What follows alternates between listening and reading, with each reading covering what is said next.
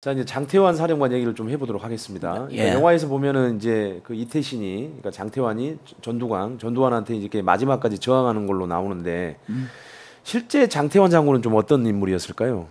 목사님이 볼 때. 그거 할 수 있는 박력이 있고 장기가 있는 사람이요. 그러니까 저쪽에서 그날 연희동 거기 식사장에 갔다가 그렇죠. 김진기 그다음에 정병주 그다음에 장태환이 이렇게 갔는데 거기 우리 보안사에서 참모장 하는 우구일 장군이 대표를 하고 있는데 연락이 김진기 헌병감한테 사무실 연락이 와요. 그래 화달짝 놀래가지고 들어왔단 말이에요. 네. 들어와서 보니까 총장은 잡혀버릴 거니까 총장 내놔라 이런 요구를 해요.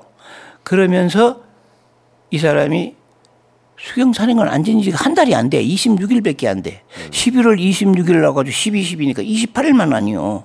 그냥 부대 상황도 잘 파악이 안 됐는데 이 사람의 의식적으로 아까 얘기한 대로 하나회를 이걸 제거하지 않으면 나라가 망한다. 이 생각을 가지고 있어요. 아, 장태환 사령관은? 장태환은. 하나회가 나라를 들어먹는다. 전두환이가 전임이 하나회를 한 10여 년간 육성시키고 서울의 중요 부대는 전부 하나회야. 장태환이 빼고. 수경사만 빼고. 수경사만 이제 그거는 정승화 총장이 앉은 것이지. 그렇죠. 예. 그러니까 이 하나회 그룹에서는 저거는 가장 알짜 중에 알짜인데 우리가 지어야 되는데 저게 뺏겼으니까 이거는 우리가 앞으로 거사를 하든지 무슨 일을 하는데도 문제가 된다. 그러니까 장태환을 제거하자. 그래서 그 장태환의 공작을 많이 해요. 그걸 이제 제거하기 위하여 그 나중에 얘기 나올 겁니다. 이제 허화평이도 가서 식사 대접합시다. 네. 누가 뭐 전두환 모시면 이거 다 유인 공작. 그렇죠. 장태환을 제거하기 위한 공작. 그 두 가지를 병행하는 거지. 정승화는 김재규 관련해서 잡아였고, 그렇죠. 장태환은 저건 위험한 인물이고 하나에 대해서 칼을 휘두르니까 저걸 어떻게 유인해서 제거하자 이런 공작이 있었던 겁니다.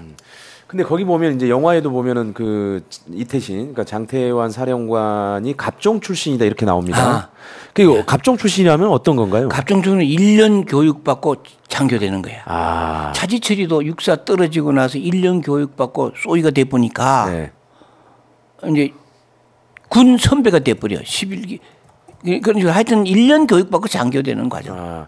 그러니까 그때는 이제 뭐 육사 출신하고는 거리가 먼 군인이었네요. 장태환 사령관은. 그렇죠. 네. 그 육사생보다가 11기보다가 조금 빨라. 네. 11기보다는 좀 빨라 갑종 장교로 됐는데 소장이 될 때 이 육사생하고 11기도 같이 소장이 됐어. 네. 26년 사단장 마치고. 그래도 능력을 인정받았나 봐요. 아, 그러니까 그 갑종 중에서는 최고의 인물이었지. 아. 근데 하나회가 볼 때는 저 사람 제거 안 하면 타격을 받으니까 그걸 제거하려고 계속 그 후로도 언론에 뭐 이래 욕을 하고 그래. 근데 그 사람은 그러니까, 능력 있는 사람이야. 네, 아무튼 정승화 그래서 참모총장이 그래서 장태환 장군을 그다 앉히는 거지. 하나회가 아니고 방위에서 가장 중요한 수경사령관 자리에 그렇죠. 앉힌 거군요. 자기가 12.6 딱 맞아 총장으로 인사를 딱 하면서 수경사는 하나회를 주면 안 되겠다. 하나회를 비격할 수 있는 장태환을 갖다 놓고 그러는데 뭐 한 달도 안 돼서 이제 보안사에서는 장태환을 제거하기 위한 공작은 별도로 하고. 네. 네. 그리고 또 그날 연희동 거도 들통이 나서 그렇지. 연희동 회식이 길었다면은 네. 정승화 잡아놓고 연희동에서 그냥 그대로 몽땅 잡으려고 했을 거예요. 그러니까 안 할 리가 없어. 그러니까 그 위험한 상태. 그 장태환 사령관은 이제 전두환의 신복이자 자신의 부하였던 장세동 당시 수경사 30 경비단장을 이제 지목해서 사살하라고 명령을 실제로 했고요. 했어. 예, 그리고 이제 쿠데타 지휘부가 있었던 경복궁 인근까지 전차 4대인가요? 4대를 출동을 시켰잖아요. 그죠? 네.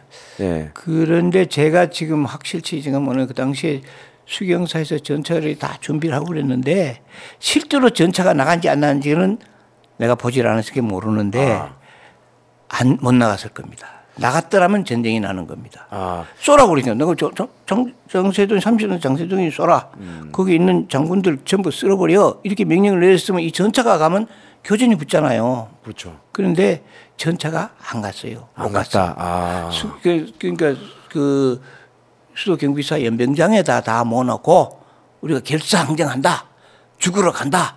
끝까지 한다. 소리만 빽빽 질렀지 실제로 움직이지 않는 것은 그 밑에 있는 애들이 다 하나예요. 장태환이 밑에 있는 대대장들이 전부 하나예요. 그러니까 이 대대장들이나 저기 오헌병 대대장 뭐야 신중령이나 뭐 전부 하나이기 때문에 장태환 씨는 비 하나회가 와가지고 한 달도 안 됐는데 밑에서 말 듣나요? 안 듣죠. 그래서 소리만 질렀지 그렇군요. 못했어요. 근데 동아일보 93년도 6월 15일자에 이제 그 기획 기사를 보면은 뭐 쿠데타 지휘부는 이 전차 구르는 소리에 아연 실색했다. 노태우 구사단장은 등골이 오싹했다. 뭐 이런 이제 나오는데 이건 전혀 그러면은 허구이네요. 예. 그러니까 사실 장태환의 회고록이 12.12 쿠데타와 나라라고 하는 회고록이 있는데 거기를 보면 12월 13일 그러니까는 12.12 바로 다음 날이죠. 새벽 3시경에 노재용 국방장관이 장태환한테 전화를 합니다. 이거는 장태환의 증언입니다. 병력들을 철수시키고 상황을 끝내. 라고 장관이 지시를 합니다. 그래서 이제 장태환 사령관이 네 알겠습니다. 그것이 장관님의 명령이시라면 그대로 따르겠습니다. 장관님 제가 복명복장하겠습니다. 이 시간부로 상황을 끝내겠습니다. 이렇게 승복을 해버려요. 그렇지. 시간에 승복하고 재표계기를 4시에 잡혀가거든. 그러니까 왜 안 되느냐. 자기 말로는 30단 정세동 대령을 사살하라 뭐 했지만은 그 밑에 부하가 어느 누구도 장세동에게다가 총질할 사람이 없어요. 그 당시에 장세동이는 전두환의 2인자고 대변인이고 그런 한 몸이라고 생각을 해. 그러니까 그 당시에 장세동의 권위나 파워나 밸류는 별 둘 정도의 실력을 가지고 있는 사람이에요. 그때 장세동이 중령이었나요? 중령이고 중령이죠. 아니 그때는 대령이었나요? 대령이었죠. 전두환 씨의 핵심이기 때문에 전두환 씨 이건 실제로 12.12 끝나고 1월 달에 장세동이가 특전사 작전 참모로 왔는데 정장군도 떨어. 그런 인물이에요. 근데 어쨌든 장태환 영화에서 장태환 사령관은 이제 마지막까지 경복궁 쪽에서 그렇게 영화는 그렇게 그러니까 막 대결을 하는 것처럼 저항하는 것처럼 했지만 실제로는 아니다. 연병장에서 소리만 지르고 출동하려다가 못 갔지. 못 갔죠. 밑에 사람들이 안 움직이는데. 그러니까 노재현 장관의 또 지시를 또 따랐고. 그러니까 자기는 갈 길이 없어. 군인으로서는 병력은 안 따라주고. 이제 자기 혼자 어떻게 할 수 없으니까 그걸 빌미로 포기하고 자기 방으로 들어갔다가 거기서 재피해죠.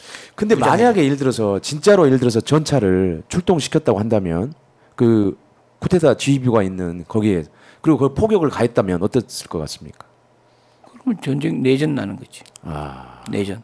왜냐하면 수경사가 예를 들어 4대만 가져가도 30단을 부시면 이미 그 당시에 구사단 뭐 모든 다른 여단들 3여단, 1여단 공수여단 다 출동해가지고 딱 그 포진하고 있는데 그 12.12 할 때 초저녁에 1여단장 박희도 그다음에 3여단장 5여단장 세 사람 여단장들이 병력 다 데리고 거기 와 있었다고 보면 됩니다. 다 출동 준비해가지고 서울에 포진할 준비 다 해가지고 그 전에 12.11 때 이미 계획을 다 세웠어. 자, 한 가지 여기서 좀 짚고 넘어갈 게 있어요. 우리가 이해를 해서. 쿠데타를 하는 것은 보통 6개월 준비를 해야 됩니다. 어느 쿠데타든. 우리 보안사에서 쿠데타를 배워요. 쿠데타를 사람들이 어떻게 하니 쿠데타를 이렇게 잡아라 이렇게 정보를 얻으라고 교육을 받아요. 그거는 6개월 정도의 훈련 준비 시간을 가지고 허화평이는 우리는 뭐 그런 교육도 받고 뭐 중요 보고서가 뭔지 뭐 우리는 쿠데타 전혀 모른다고 오리발렘인데 거짓말. 다 보안소에 오면 대전복 업무. 대전복 부대는 어떤 부대들이 대전복 부대고 이것들은 언제든지 쿠데타를 할 수 있다. 쿠데타를 하는 데는 이렇게 준비를 한다. 처음에 이제 계엄 선포, 점거, 뭐 이렇게 정치 못하도록 하고 강금. 그 다음에 이제 새로운 법을 만들고 그 다음에 이제 인간 그 장으로 이제 자리를 차지하는 거. 이게 쿠데타의 패턴이에요. 그 보면은 이제 그 회고록이 나오기 6년 전인 2006년 5월 16일자 그 시사저널에 그 장태환 장군의 육필수기가 실리는데요. 거기 보면 이런 대목이 나옵니다. 12.12 사태 며칠 전 전두환의 비서실장인 호화평 대령이 내 사무실로 자기 사령관의 전가를 갖고 왔다기에 만났더니 일금 100만 원짜리 수표 한 장과 조그마한 메모지가 들어 있는 봉투를 주었다. 이렇게 이제 육필수기로 썼어요. 그때 우리는 알고 우리 보안부대 쪽에는 대충 알고 있은 거예요. 그러니까 전두환이는 장태환이가 자기 동서를 제거한 원수지간이지만 저걸 회유하고 저걸 잡지 않으면 저기 날뛰면 한화회가 피해를 받잖아요. 네. 그러니까 회유 공작 내지는 압박.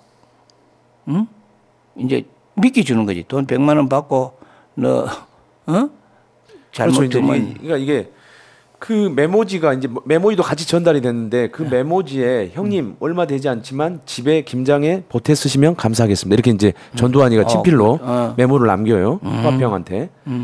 그래서 이제 그러면서 허화평이 저희 사령관님께서 정 사령관님의 취임 환영 파티를 열겠다고 허락되시는 일시를 알아오라고 하셨습니다. 이게 이제 연희동 그 파티 준비. 그거를 이제 사실은 잡아두기 위한 그러니까 거였죠. 아까 지금 말씀하는데 12.12 구테타를 하기 위하여 허화평, 허삼숙, 이학봉, 전두환 이 네 사람이 거기다 장세동이, 김진영이 그리고 오인방. 그러니까 오인방에는 보안사 세 사람 외에 김진영이 장세동이 들어갑니다. 네. 김진영이 33대대장. 요 5명이 6개월 전부터 아니면 최소한도 3, 4개월 전부터 준비를 하는 거예요. 누구를 어떻게 제거하느냐. 그런데 이거는 조금 빠른 게 왜냐하면 장태환이가 부임한 지 28일밖에 안 되거든. 그러니까 장태환이 부임하자부터 저걸 어떻게 정리할까 하는데도 고민을 하는 거예요. 그래서 유인책으로. 그러니까요. 그래서 이제 그렇게 이제 허삼수가 온 다음에 화평이가 온 다음에 이제 며칠 있다가 헌병 단장이었던 조홍 대령이 이제 12월 12일 오후 6시 30분에 연희동에서 파티를 연다. 그래서 그런 전두환의 전가를 전하고요. 그러니까 이렇게 보면은 전두환이 이렇게 딱 그 장태환 사령관한테 100만 원을 딱 주면서까지 이렇게 뇌물 미끼를 쓰면서까지 치밀하게 지금 쿠데타를 세운 거죠. 완전히 모의한. 이제 이렇게 유인해서 이렇게 하자 다 합의하에. 그런데 그 중에서 가장 모사꾼은 역시 허화평입니다. 허화평이는 아까 얘기했잖아요. 7.6 쿠데타에 15사단 중대장 하다가 7월 5일날 휴가를 나와 열흘간. 63년도에 육군 중위로 저 전방사단에 수색 중대장 뭐 대리를 하고 있었어.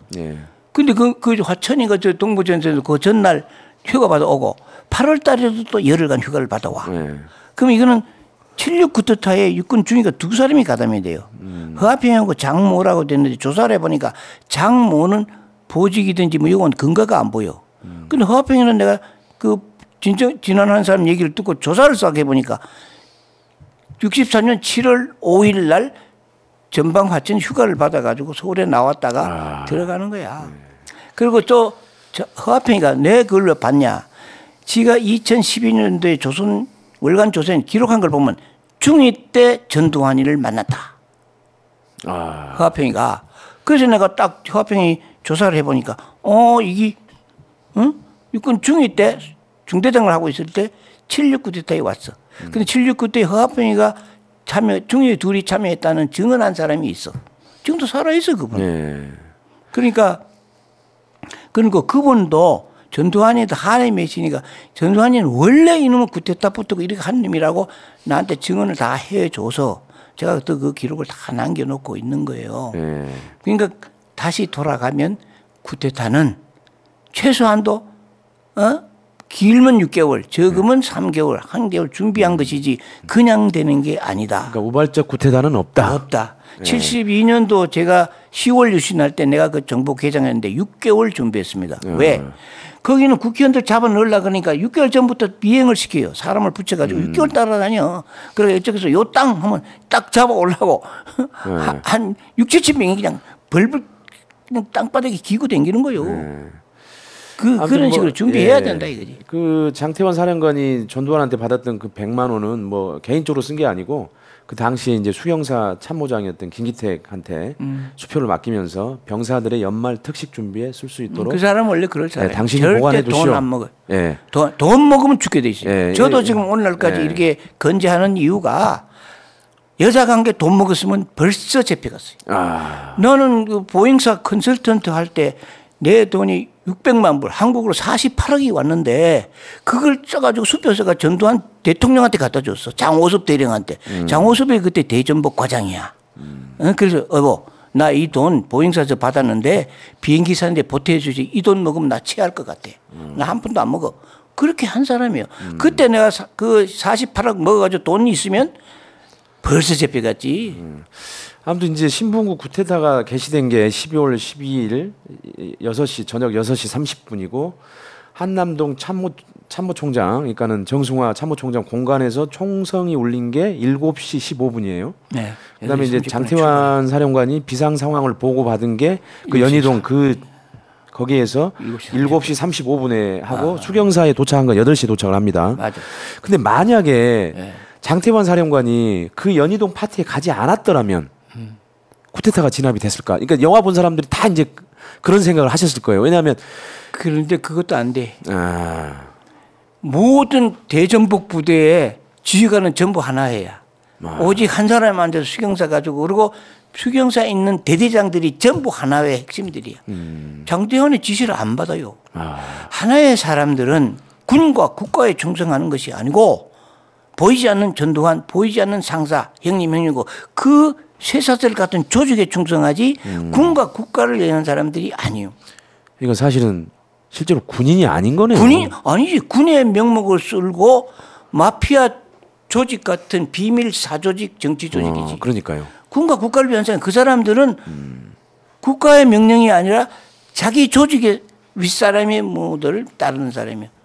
그게 16년을 해왔기 때문에 그거를 장태환 장군이 국민은 모르니까 장태환 씨 그거 안 가고 투쟁했으면 막을 수 있었지 않겠나. 천만에 말. 근데 이제 영화를 보는 사람들은 그 영화에 보면은 그런 생각을 갖게 되는 거죠. 모르고 너무 안타까운 이들이 거죠. 무슨 준비를 했는지도 모르고 그러니까 속사뿐 거예요. 그러니까 오늘 구 기자님이 저하고 인터뷰하는 것이 이 얘기가 세상에 알려지면 아하 권선징악이 어떻게 돌아갔고 양육강식이 어떻게 됐고 나라의 운명이 어떻게 됐고 왜 이들은 군인이 군인을 막 쏘서 불응하면 쏴버려. 사살을 하는 군인을 사살하는 명령 그거 아무나 하는 거 아니에요. 그러니까 이제 제 얘기를 들으면 실태를 알게 되는 거지. 근데 아이러니한 거는 그 쿠데타 장군들이 회합을 가진 곳이 그 장태환 사령관의 관할인 수경사 30경비단장실이었어요. 그거는 장세동이 때문에. 장세동이 그 부대는 수경사에 소속은 돼 있지만 경호실 지휘를 받는 경호부대야. 수경사령관이 그렇죠. 지휘권이 안 미쳐요. 차지철의 명령으로 움직이는 부대지. 그건 뭐냐면 수도 경비사인 대대를 경호실장에게 작전 배속을 시켜버렸어. 그 부대는 차지철이 부하지 장태원의 부하가 아니에요. 다 그런 할 것들이, 수가 없어. 그래서 이제 수경사 본부 병력도 대부분은 쿠데타에 또 가담을 했어요. 그러니까 그 장태환 사령관의 장태환의 육필 수기에 따르면 장태환을 지지하는 장교는 전체 450명 중에 60여 명 정도. 그것도 안 될 거예요. 그것도 안 돼요. 그것도 안. 수경사는 전부 다 인맥을 달아가지고 논산훈련인가에 가서 몰라오고 병사들까지도. 근데 장교들은 100% 하나에 그렇게 만들어. 그 위에 사람들이 딱 아직은 계급이 낮으니까 가입은 안 했어도 딱 그 먹이사슬 같은 선이 딱 숨어 있어요. 근데 장태환이가 뭐라 그래봐야 여기 애들이 힘센 놈이고 파워 있는 건 이 그룹이야. 저건 겉다리야. 특히 갑종이야. 그리고 노하고 추종하는 세력이 없어. 그 장태환 씨가 그 숫자를 많이 잡은 거예요. 제가 보기에는 자기가 데려간 몇 사람 외에는 없어. 그러니까 절대 막을 수도 없고 해결할 수가 그렇군요. 없어. 전혀. 그러니까 전차도 그때는 이제 4대밖에 동원을 사실 못했고 연병장에 있었던 것도 32대니까 나머지 32대는 사실상 쿠데타 진영에 가담했으니까 뭐 33대대도 절대 안 돼. 거기 이제 30대대는 경호실에 경복궁에 가 있고 33대대는 거기 안 들어가 있어요. 이 수도 사령관 지휘를 받아. 그런데 그 부대장이 김진영 대령인데. 김진영, 예. 김진영은 5인방이야. 그 전두환, 장세동 그게 5인방이야. 거기서 가장 핵심 인물이야. 김진영을 내가 언제 만나냐면 내가 육군 70년도 육군 소위 때 전두환 장군이 오라고 그래서 그 방에 갔더니 전두환 씨는 서종철 장관의 수석부관, 김진영이는 소령 달고 전석부관. 그런데 전 대령이 김진영이 보고 김충립 소위를 보안사이는 배명국 인사과장한테 데려가라. 그래서 김진영이가 나를 차를 태워가지고 옥인동에 있는 보안사에 가서 배명국 중령한테 나를 소개시켰어. 그러니까 배명국 중령 하는 말이가 이것저것 보냐. 알았어. 똑똑하게 생겼구만. 내가 명령 낼 테니까 그냥 돌아서 일해. 말 한마디. 이미 다 내통이 다 지시가 다 된 거야. 그러니까 나는 그때 나는 이미 육군 소위 근무할 때 신재기 중령이 하나의 핵심이야. 근데 가만 보니까 그 안에 자기들끼리 눈에 보이지 않는 뭐가 연결고리가 있어서 군과 국가보다는 자기들이 단체 결속 그 멤버들을 지키는 거 그걸 보고 약간 겁을 먹어서 군이 이러면 안 되는데 오직 군과 국가로만 해야 되는데 너무 이거 밀접한 거 아니야? 이런 의구심을 내가 가졌던 거예요. 그런데 그 보안사에 갔다 오고 이제 이런 얘기를 들어보니까 야, 이거 내가 홀린 게 아닌가. 이거 뭔가 나도 딱 걸린 거 아니야. 근데 저 같은 성격은 절대 부정을 하든가 비를 하든가 뭘 딴 일을 도모하기 위해서 협잡을 하든가 할 사람이 아니거든요. 성격상. 아무튼 장태환은 12.12 직후에 이제 새벽에 13일 날 새벽에 보안사 서빙고 분실에 끌려가서 이제 가혹한 조사를 받았고요. 그리고 이제 1980년 2월에 풀려납니다. 그러면서 강제 전역을 당하죠. 근데 이제 그때 장태환의 부친이 그 아들의 장태환의 고초를 본 이후에 충격으로 곡기를 끊었다고 그래요. 그래서 그 나온 지 2개월 만인 80년 4월 달에 세상을 떠납니다. 그랬을 거예요. 그러고도 남지. 아버님은 세상을 떠났고 그다음에 당시에 이제 서울대 자연대 수석을 입학했던 아들 장성호인데요.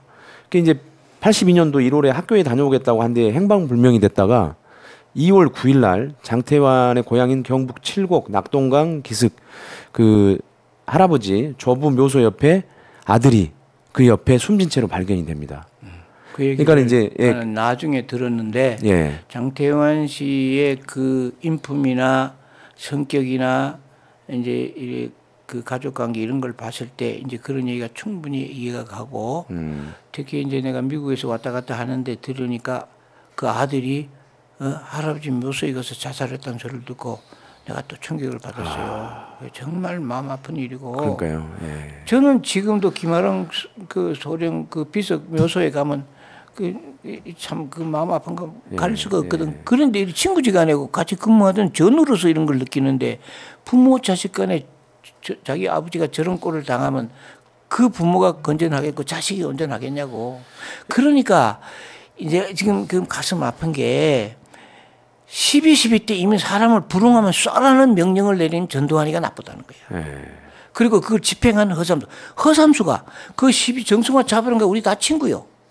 아내 선배도 있고 또 우리 친구들이 거기 7명이 갔는데 그 다 권총 차고 실탄 가지고 허삼수 지지에 인솔하에 잡으러 갔잖아요.